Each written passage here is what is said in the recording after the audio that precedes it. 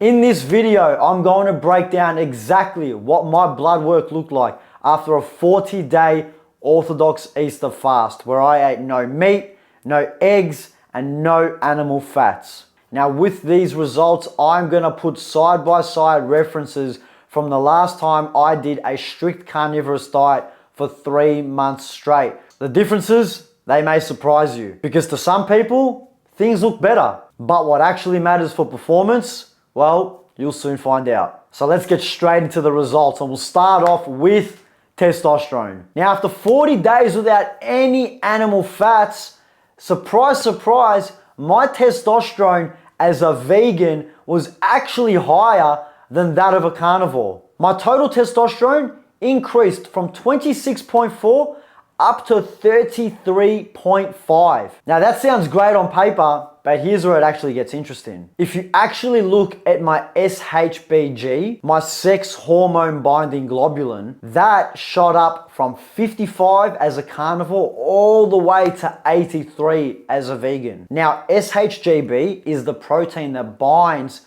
to testosterone and actually makes it unusable. So although I had alarming results of it going up, that doesn't necessarily mean it's a good thing. See, my free testosterone, that's where it actually dropped from 426 as a carnivore down to 410 as a vegan. Now I know that doesn't sound like a lot because it's only a 4% reduction, but when your SHGB has increased over 50%, your signal strength, that weakens. And if you're a high performing athlete, this is where you feel the difference. And let me tell you, I definitely felt the difference. Now here's the part that everybody loves. Let's talk about it, cholesterol. Now based on the results, my LDL had dropped from 10.5 to 3.1. And my total cholesterol went from 13.8 as a carnivore down to 5 as a vegan. Now most doctors would see these results and be giving me a round of applause because having low cholesterol is the be all end all to optimal health, isn't it?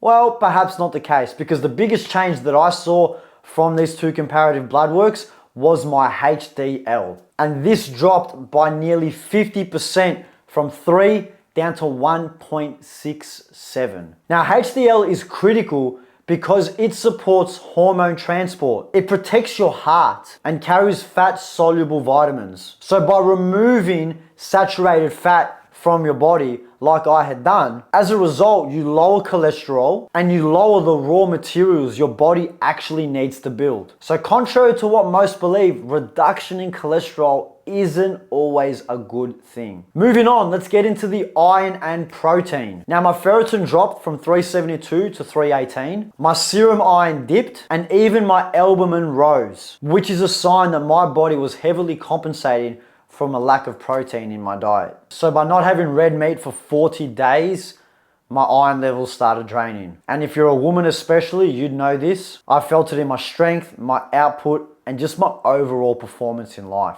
Now this part of my test, this is actually what stayed elite.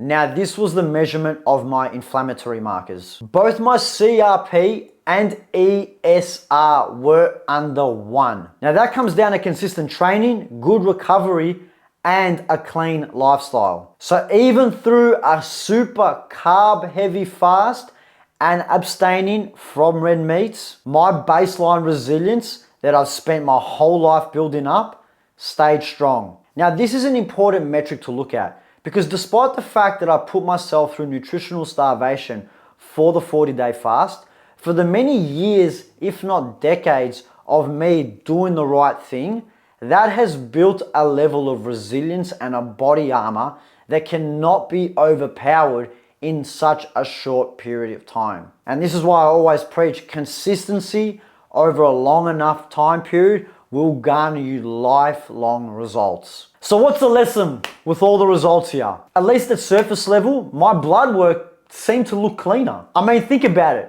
Lower LDL, higher testosterone, but don't get fooled by surface level numbers. When you lose dietary fat, you lose fuel for optimal hormonal production. And in my instance, when my SHGB rose and HDL dropped dramatically, my body stopped firing like a true athlete. See, you don't just lose numbers, you lose aggression, you lose power, you lose performance. So if you're training hard, eating clean, and you still feel like something's off, believe me, there's a reason. Inside my online mentorship, I help footballers, high performance, decode their blood work. If you want a coach that looks at your bloods, your lifestyle, and your training like a complete system, then head to the link in the description and into the pinned comments.